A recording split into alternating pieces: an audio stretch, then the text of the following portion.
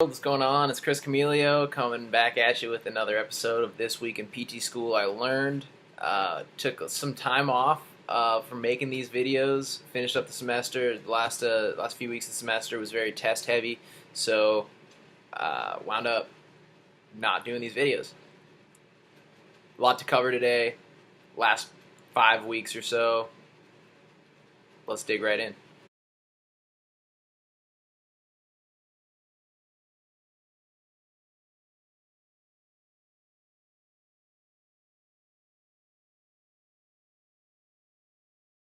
Your teres major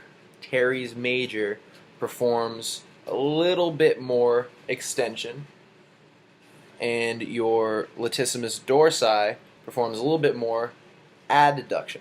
Great cue I learned, wish I made it up, but I totally didn't, is if you try to activate your latissimus dorsi, you try to think of squeezing a $100 bill in your armpit. Might be smelly, but you get to keep it. Cite a lot of people. I don't know exactly who thought of that first, but heard it from Charlie Weingroff, heard it from Gray Cook, Lee Burton, Brett Jones, some other people. I might have made that last one up, but I feel like you probably said it too. It's a cue that kind of works. So you're performing pull-ups, you're performing anything where you're kind of like trying to carry things. If you're trying to activate your lats, think about squeezing a $100 bill in between your armpit. If you're trying to activate your lats and your teres, because why not, do that, and then try and bring your elbow back. So you kind of pack them in, squeeze that $100 bill, and then bring that back without letting that humerus pop forward. And then you'll find that teres pop off somewhere along there. So I'm internally rotating. Alright, and then when I adduct, I'm getting a lot more lats kind of down there. But when I extend, I'm going to see it at a certain point. There's the inferior angle of the scapula. I'm going to flex a little bit. And you might not be able to see it on me. I'm not quite as lean as I once was. But if you palpate that, you'll kind of find that. Again, that's that teres major going from the inferior angle into the lateral border, kind of like the bottom third of the lateral border of the scapula, and attaching then to the humerus. So again, both those muscles performing similar things, but you can subtly bias one versus the other depending on what you're trying to get after. One more consideration when we're talking about external rotation overhead is the greater and lesser tubercles of the humerus. Those aren't covered in synovial fluid, or they're not covered in articular cartilage either. So when we move, say, our greater tubercle against the acromion process and pinch on those structures in between the acromion and that greater tubercle, there's a lot more likelihood that we'll kind of grate on some of those structures as kind of like a rough, bony surface, because again, it doesn't have that articular cartilage, or kind of almost like a padding, but it's like kind of like brake pads, or like it's a little shock absorbing, but it's also kind of smooth. Is really what's cool about articular cartilage. Very high in glycosaminoglycans. So the articular cartilage allows these surfaces to kind of rub up against each other. And again, in the case of the greater tubercle, the lesser tubercle of the humerus, they don't have that articular cartilage. So if you get the acromion process rubbing up against the greater tubercle, a lot more likelihood of having a bad time. The function of the trapezius muscles in overhead movement as well can be important to consider. So the trapezius muscles, they attach basically from all the cervical spine and the thoracic spine. The cervical spine a little bit more in terms of it attaches via the nuchal ligament. So the trapezius will kind of move the entire cervical spine. If it's kind of rotating cervical spine, it'll move C1 through C6 or C7 all as a unit. The trapezius muscle will upwardly rotate the scapula. So you want your traps active when you're doing some overhead work. You want your lower traps active as well. Can you preferentially recruit these fibers? But the lower trapezius will depress, but as it's depressing, it'll also upwardly rotate the scapula. So ultimately, you want your traps on in order to upwardly rotate the scapula. So we talk about stiff traps, whatever, but if you're overhead pressing, you want your traps to be on when you're overhead pressing. So again, that your scapula, again, the right scapula, right humerus, when that trap works, elevates, and upwardly rotates, elevates, upwardly rotates as we reach up overhead, that's again going to limit the amount of encroachment that your humerus has on your shoulder blade, thereby leaving less likelihood for impingement to occur when we're performing overhead movements. So upper trap, mid trap, lower trap, particularly upper and lower trap, working to upwardly rotate the scapula, we want those working for us. Another thing I learned, I'd been kind of parroting this phrase for a while, capsular ligaments and joint capsules. They're the same thing. So a capsule kind of encapsulates something or it covers something. Capsular ligaments are a joint capsule. They are ligaments. They're connective tissue, strong connective tissues, a lot of resistance to tensile forces. So they can be pulled a decent amount before they kind of rupture. They're not as strong against kind of twisting or torsional forces. So the joint capsule, for example, in the shoulder, is just ligaments all around the ball in the socket that is your glenohumeral joint. I learned that. Sweet. A lot of times these ligaments too, these specific ligaments themselves, particularly when we use a term like capsular ligament, it's just a thickening of that part of the joint capsule. It's one particular part that is thicker than the rest of the capsule. So you see that at the shoulder, you see that at the glenohumeral joint, you see that at the knee. Another thing I learned was that because the levator scapula attaches to the transverse processes of C1 to C4 and then attaches at the superior angle of that scapula on that same side, levator scapula, it can be short if we're side bent. So if these transverse processes, if I'm side bent at my cervical spine anywhere between C1 and C4, I'm side bent there, could be my levator scapula. If my levator scapula is super toned up on one side versus the other, I'll also have rotation towards that side. The other thing to consider is where's the position of the scapula, right? Again, if it's too far to press that levator scapula, could be kind of just like the neck is kind of maybe not the culprit. You're not necessarily trying to move the neck, but because that's stiff, it's kind of pulling the neck that direction because that distal attachment is kind of pulling you there. So something to consider, again, levator scapula attaches C1 to C4 on the transverse processes. It side bends to the same side and it rotates to the same side.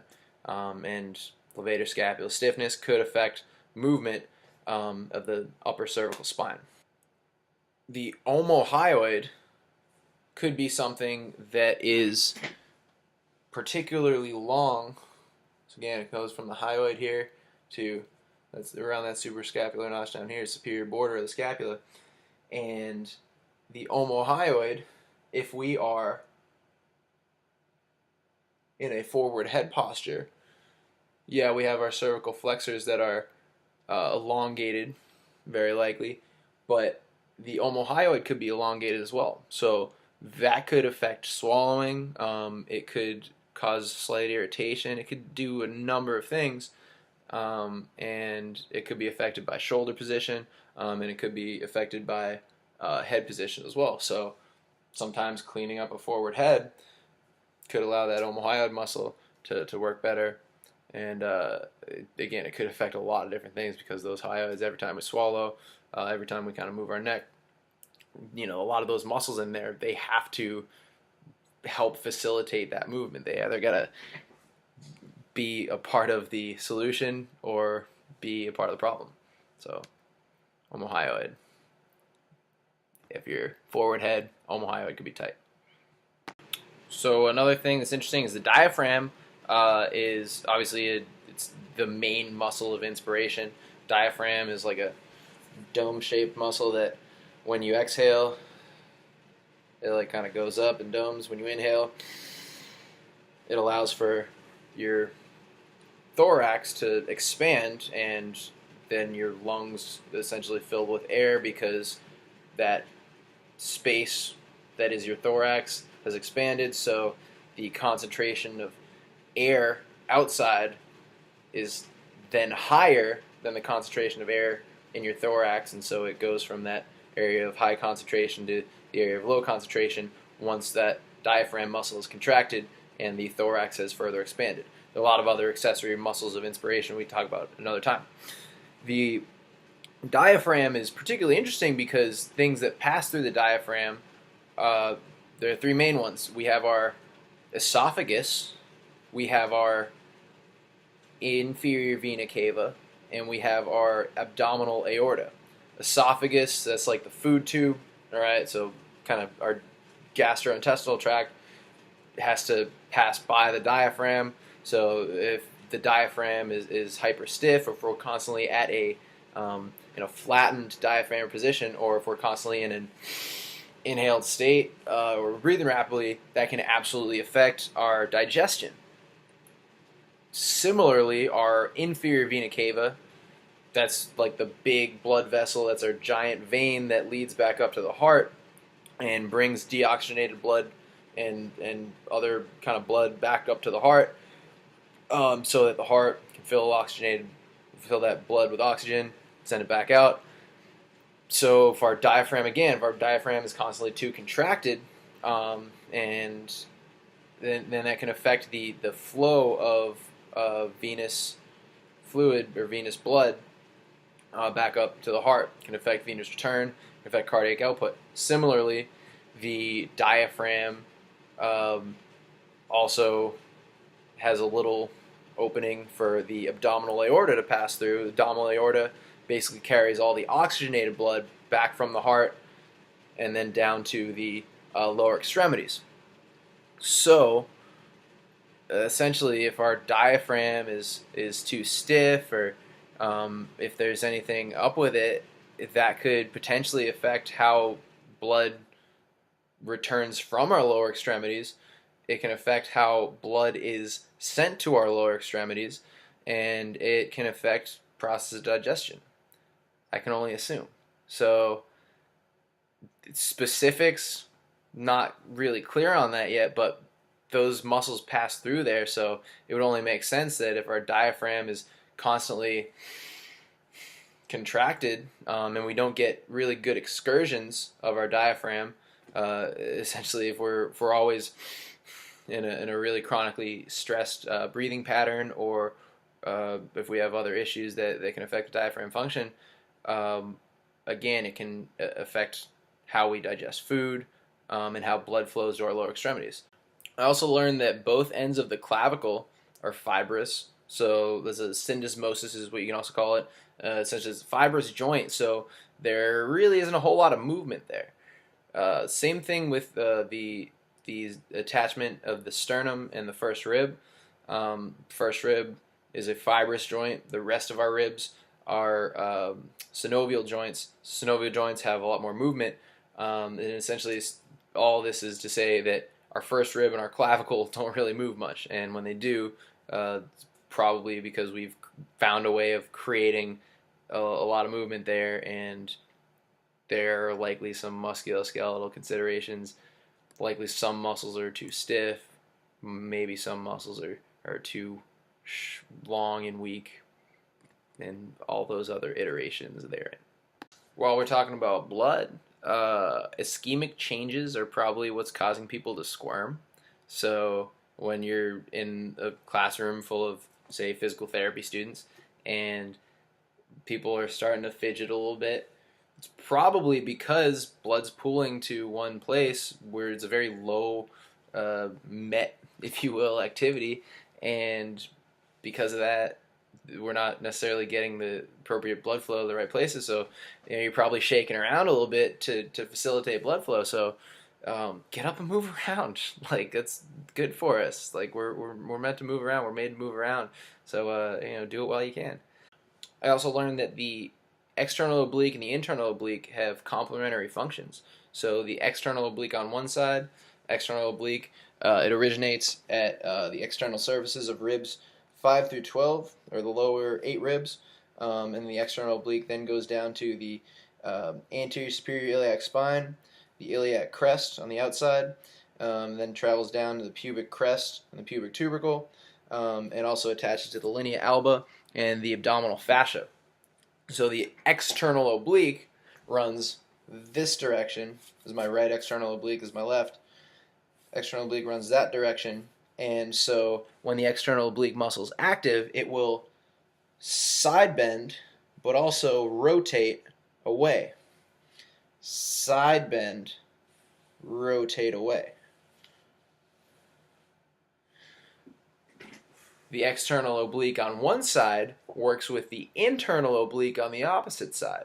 So the internal oblique muscle, it side bends as well, but it rotates towards the same side, because the internal oblique, it originates at the middle layer of the thoracolumbar fascia, as well as the iliac crest and so iliac crest, it's kind of like just deep to you have an external oblique, and then just deep to that you have an internal oblique that's also attached to the iliac crest and the lateral 2/3 of the inguinal ligament.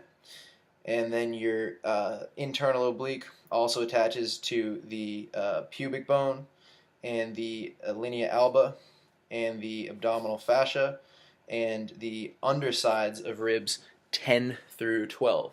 So your internal obliques are big muscles, or they're not big muscles, but or maybe they are, but your internal obliques help you to exhale. Your internal obliques help you to exhale, particularly when the demand to exhale increases. So a forced exhale, that's going to be your internal obliques. So the external oblique on one side works with the internal oblique on the other side. So like I said, that internal oblique kind of runs like the opposite direction and goes from, again, that iliac crest, inguinal ligament, and to the pubic bone, and kind of like back up this direction to attach to the ribs and the linea alba, the abdominal fascia. So it's going up this direction. So when I rotate, I have one oblique working with the other oblique. Those are contracting. The opposites are relaxing. So I'm flexing and I'm rotating. Now, that said, if I'm trying to really maximize my rotation, both obliques also flex a little bit in terms of our spine. So if I'm trying to rotate as much as I can't be too far extended. It's a very important thing to take away. If you're too far extended, your obliques will be long. They won't be in as good of a position to rotate you. And as well, based on how your facets work in your spine, if you're too far extended, you're going to be limited in terms of your rotation.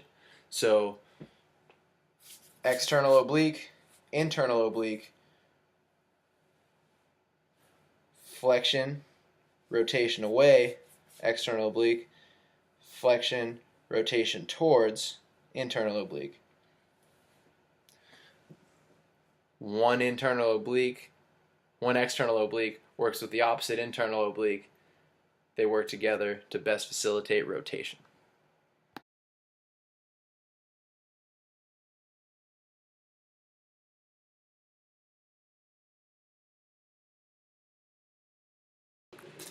Alright, so this is a pelvis, and the obturators, there's an obturator externus and an obturator internus that both work to stabilize the pelvis in the frontal plane. So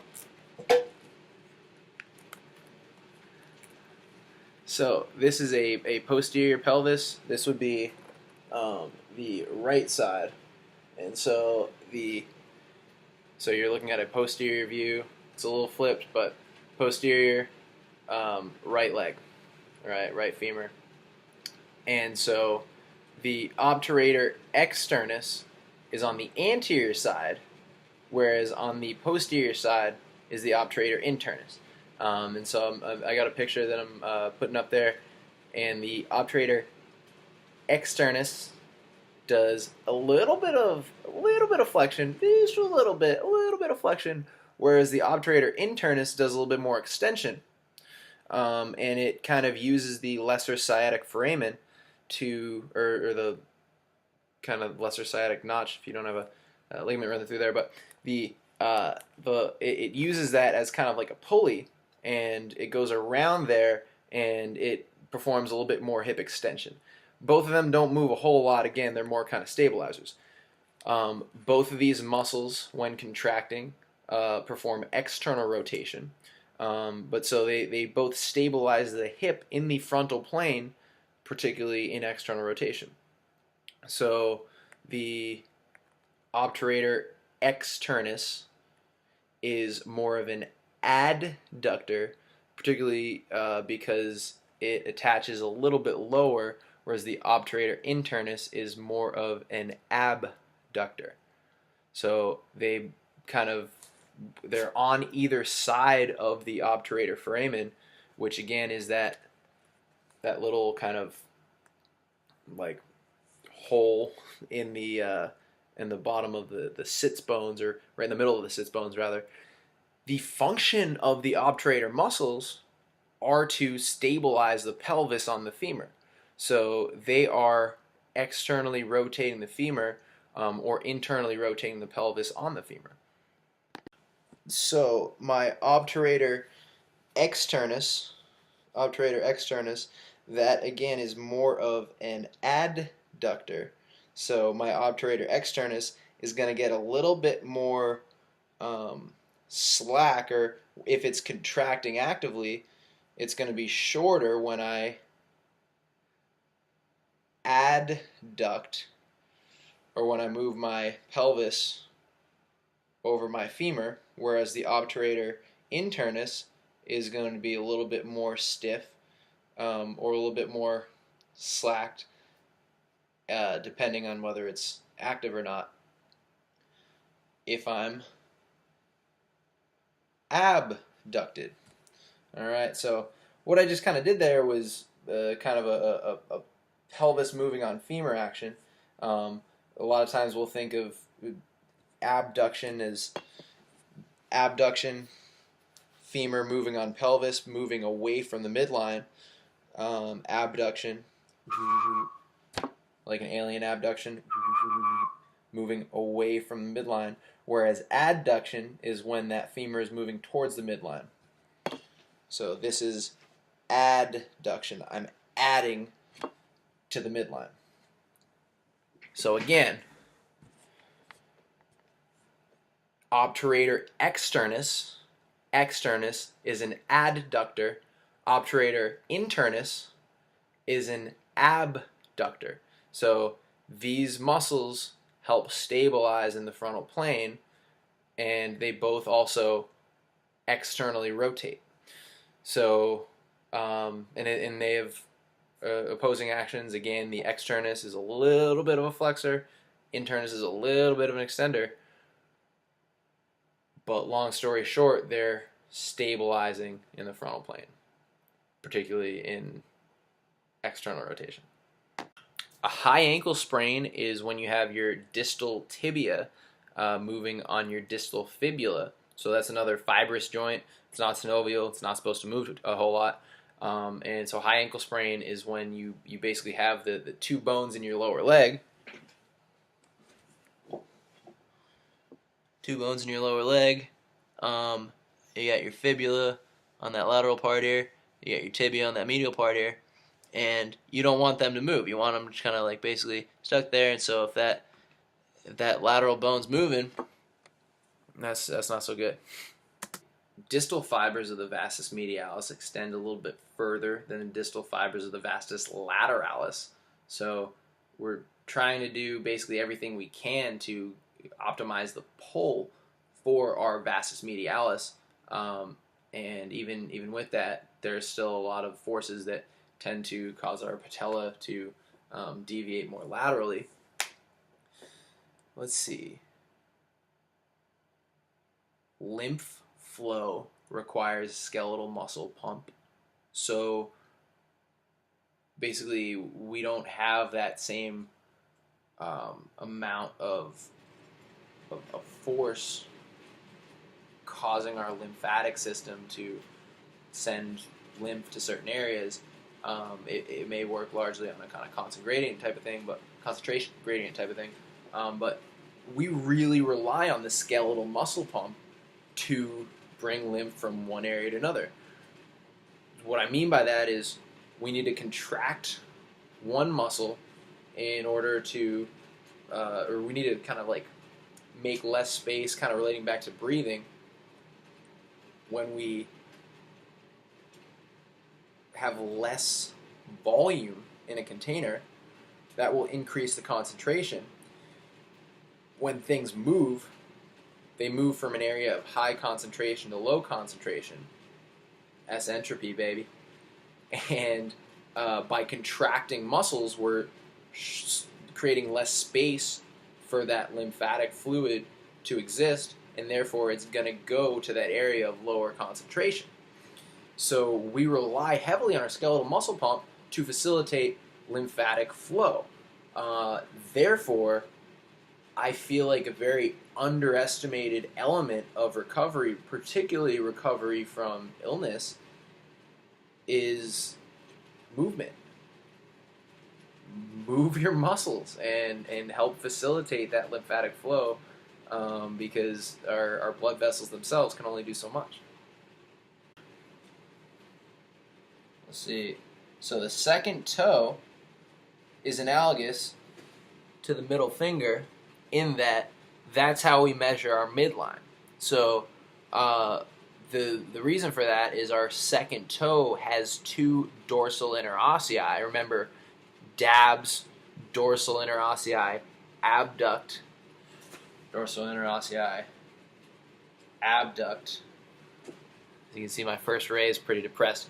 Anyway, so the second toe, it has a muscle here that does that, basically brings it piggy that way, and it has a muscle on the other side that brings it that way. Second toe goes that way and that way. It has two dorsal interossei, much like the middle finger has two dorsal interossei. Let's see, muscles of the foot. When our arch is collapsed, the foot intrinsic muscles, a lot of those will be elongated. So a lot of times the arch in itself, when we're kind of further stretching the arch, or if we're kind of, it might feel good, right, to kind of do stretches that kind of do that, all right, and kind of stretch out that. It could be your plantar fascia that run kind of all alongside here.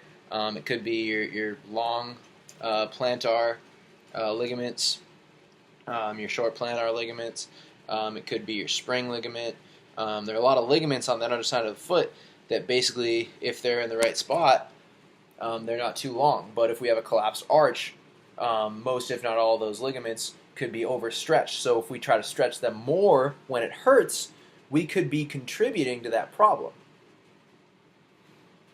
So that's why foot intrinsic muscle strengthening is usually indicated when we have foot pain, when we have plantar fasciitis, and it makes perfect sense to me because I think more often than not, particularly if we have a lot of weight bearing, if we have to perform a lot of function, if we have a few more pounds on us, that's a lot more that those muscles that kind of create the bridge that is our arch. It's a lot more that those muscles and those ligaments on the plantar surface or on the underside of the foot.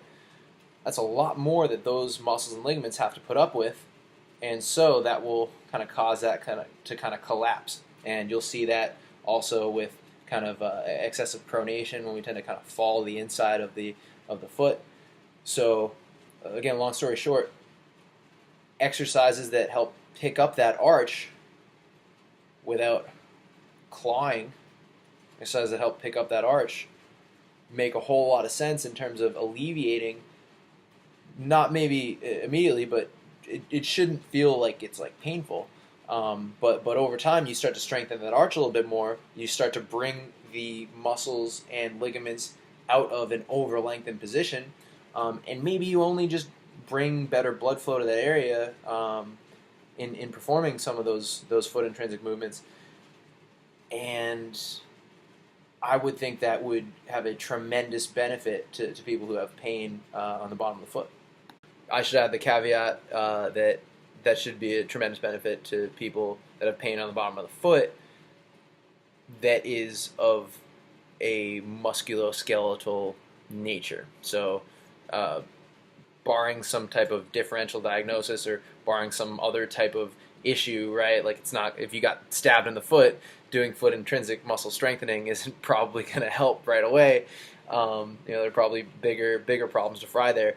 But if it's a muscular issue and you have a collapsed arch, work on picking up that arch and see what happens. So those transverse metatarsal ligaments, if they're over lengthened, they're overstretched, they won't keep those metatarsals together. So you have your metatarsals, and then you have for your 4 other toes, you have 3 different phalanges. For your big toe, you just have 2 phalanges, similar to the thumb. But essentially, you got like a big long bone, and then kind of 2 other bones that like make up the toe. Metatarsals are kind of like the long parts. They kind of like stop here. You gotta run from there to there. That'll be my second metatarsal right here, underneath some ligaments and tendons. But the long story short is that transverse metatarsal ligaments might be overstretched if we're too wide. So even though it's all about kind of like the right length tension relationship, and you kind of find it, you kind of find what works. But if our feet are too wide, we could be over lengthening those ligaments, and so that could be an issue if there's pain. But otherwise, if we're kind of too short too, we can kind of be cramping those transverse metatarsal ligaments as well, and that can negatively affect stability. So we want to basically make sure that you can have a wide enough foot with a wide enough toe box in your shoe, but you're basically not causing yourself to really flatten your foot with the width of the shoe. So that could be something to take into consideration when you're trying on new shoes. All right, you want to maintain the appropriate amount of arch. You want to maintain the appropriate amount of toe width. Again, usually it's too cramped, but it could be too wide too. So that's pretty much what I've been up to the past month. 1 semester down, got like 8 more to go, along with some clinical rotations. So looking forward to learning a whole lot more, and looking forward to being a better presenter and a better professional, so that you can all benefit from it. And so with a lot of musculoskeletal issues that pop up, it's kind of frustrating for me right now, because it's like I know a little bit, but really just barely enough to be dangerous. So I obviously can't treat yet. I'm a physical therapy student, but told several people already. I'm probably going to tell a whole lot more. Talk to me in a few years, and hopefully I can help better get to the bottom of what might be your issue. So again, that's me, Chris Camilio. That's what I learned the past 4 weeks in PT school. Hoping that helps. I'm going to continue to work on these videos, and got some really good feedback in terms of breaking these down and organizing these in a little different fashion. So appreciate you bearing with me, and hopefully you can just kind of still extract a lot of this information. And I wish you luck and wish you success in your practice and in whatever you're doing. And feel free to reach out to me. And till next time.